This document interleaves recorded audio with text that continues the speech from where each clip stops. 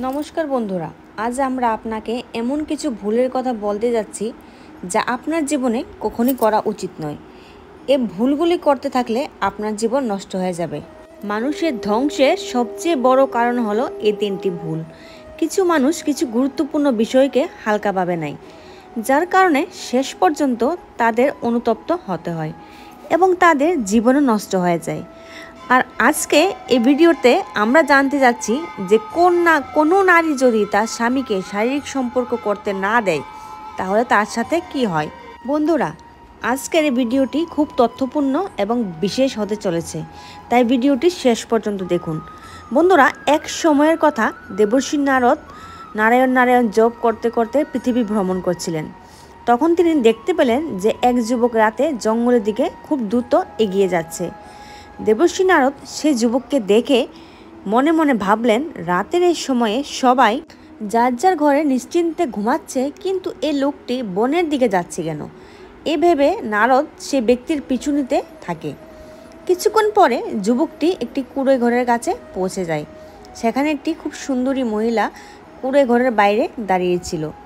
যুবককে আসতে দেখে মহিলা বললেন, এসো এসো, আমি তোমার জন্য অনেকক্ষণ ধরে অপেক্ষা করছিলাম, তুমি আসতে বেশ দেরি করেছো। তখন যুবকটি বলল, হ্যাঁ প্রিয়, আজ আমার স্ত্রী খুব দেরি করে ঘুমিয়েছে, সেজন্য আমার আসতে একটু দেরি হয়ে গেল। তখন মহিলাটি বলে, সমস্যা নেই, আজ আমার স্বামীও ঘুমাতে একটু দেরি করেছে।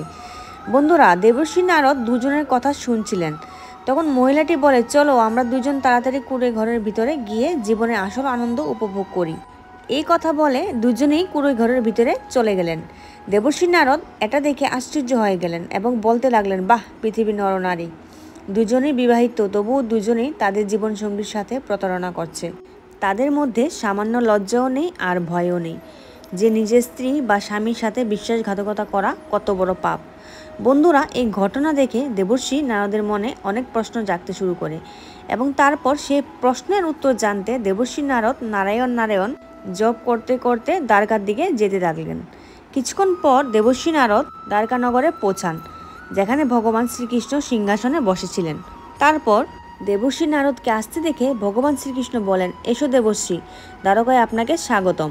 আজ হঠাৎ দ্বারকার আসার কারণ কি? তখন দেবর্ষী নারদ বললেন, হে ভগবান, আজ আমি পৃথিবী দর্শন করতে গিয়েছিলাম। তখন একটি অদ্ভুত ঘটনা দেখলাম। সেই ঘটনা দেখে আমার মনে একটা ভয়ানক প্রশ্ন জেগেছে। আমি সেই প্রশ্নের জানতে আপনার কাছে এসেছি। অনুগ্রহ করে আমার প্রশ্নের উত্তর দিয়ে আমার সন্দেহের সমাধান করুন।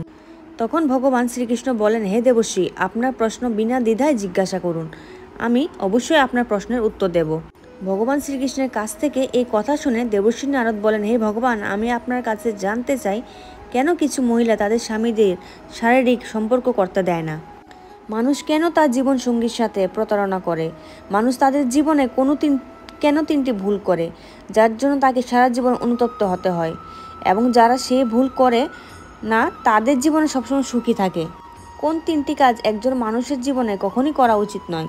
দেবর্ষী নারদের মুখ থেকে এই প্রশ্ন শোনার সাথে সাথে ভগবান শ্রীকৃষ্ণ বললেন, হে দেবর্ষী, আজ আমি খুব ভালো প্রশ্ন করেছেন, যা সমস্ত মানুষের কল্যাণের জন্য অত্যন্ত গুরুত্বপূর্ণ প্রশ্ন। প্রতিটি মানুষের এই প্রশ্নের উত্তর জানা উচিত, কারণ যৌবনে কিছু ভুলের কারণে কিছু মানুষ তাদের পুরো জীবন নষ্ট করে দেয়। যারা তাদের জীবন সুখী করতে চান, যারা জীবনে সুখে শান্তিতে থাকতে চান, তাদের এই বিষয়গুলি জেনে রাখা উচিত। এই দেবর্ষী, এখন আমি আপনাকে একটি অত্যন্ত গুরুত্বপূর্ণ এবং তথ্যবহুল গল্পের মাধ্যমে সমস্ত প্রশ্নের উত্তর জানাতে চলেছি। আপনি এই গল্পটি খুব মনোযোগ দিয়ে শুনুন। ভগবান শ্রীকৃষ্ণের মুখ থেকে এই কথা শুনে দেবর্ষী নারদ বললেন, হে ভগবান, দয়া করে গল্পটি শুরু করুন। আমি আপনাকে প্রতিশ্রুতি দিচ্ছি যে আমি গল্পটি শুরু থেকে শেষ পর্যন্ত অবশ্যই শুনব এবং এই গল্পটি সমস্ত জগতে প্রকাশ করব। তখন ভগবান শ্রীকৃষ্ণ গল্প শুরু করেন এবং বলেন, হে দেবর্ষী, এটি প্রাচীনকালের কথা। একটি শহরে একজন কৃষক খুব সাধারণ জীবনযাপন করতেন, যার পুত্রের নাম ছিল রাঘব। কৃষকের অর্থের অভাব ছিল না, কারণ কৃষক চাষাবাদে কঠোর পরিশ্রম করত, তাই তার ফসলও ভালো হতো এবং শস্য বাজারে বিক্রি করে তার কাছে অর্থ আসত। কৃষক তার ছেলে রাঘবকে খুব ভালোবাসতেন এবং তাকে স্বাধীনতা দিয়ে রেখেছিলেন। তাই রাঘব সম্পূর্ণ রূপে ধ্বংস হয়ে গিয়েছিল, খারাপ সঙ্গ পেয়ে রাঘব জুয়া খেলা শুরু করে এবং অল্প বয়সে তার যৌন লালসা মেটানোর জন্য বেশ্যার কাছেও যাওয়া শুরু করে। একদিন কৃষক জানতে পারলেন যে তার ছেলে বিপথে চলে গেছে এবং এখন সে বেশ্যার কাছে যেতে শুরু করেছে। তখন কৃষক তার ছেলে রাঘবের বিয়ে দেন। বিয়ের পর রাঘব বাড়িতে থাকতে শুরু করে, কারণ তার স্ত্রী ছিল খুবই সুন্দরী। কিছুদিন পরে রাঘবের বাবা মা বার্ধক্যজনিত কারণে এই পৃথিবী ছেড়ে চলে যায়। বন্ধুরা, গল্পটি আরও বর্ণনা করতে গিয়ে ভগবান শ্রীকৃষ্ণ বলেন, হে দেবর্ষি, আসল কাহিনী এখান থেকে শুরু হয়।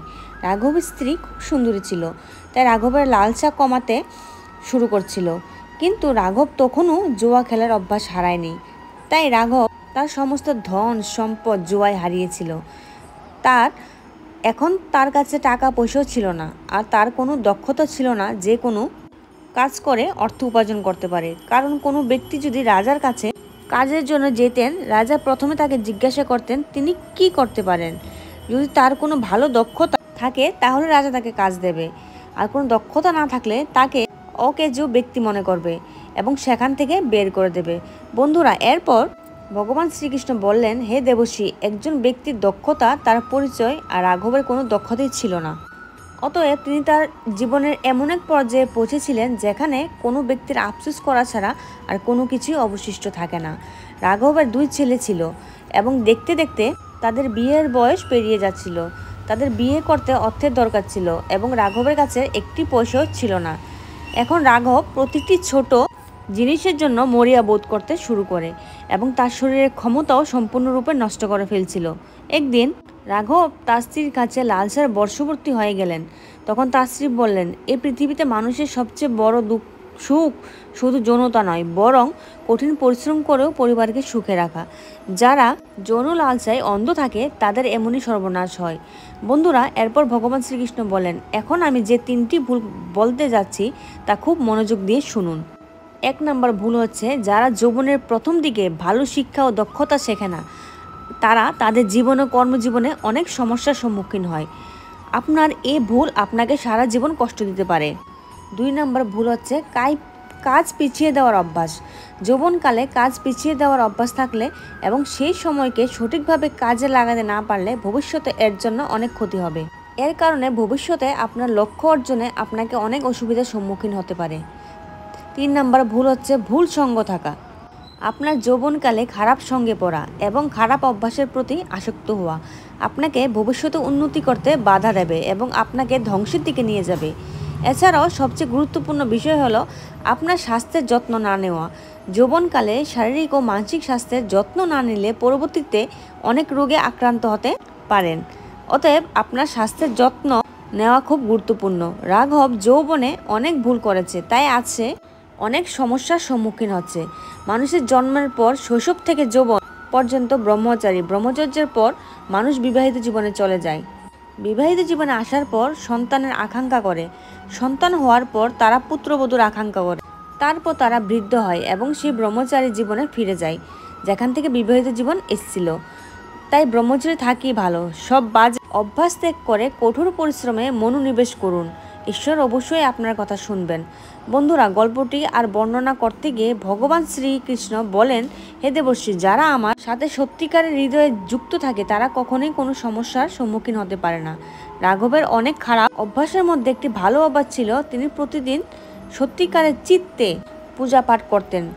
রাঘবের এই খারাপ সময়ে এক বৃদ্ধা এসে তাকে তার সব ধন সম্পদ দিয়ে দেয় এবং তার বাড়িতে থাকতে শুরু করে, কারণ ওই বৃদ্ধার কোনো সন্তান ছিল না।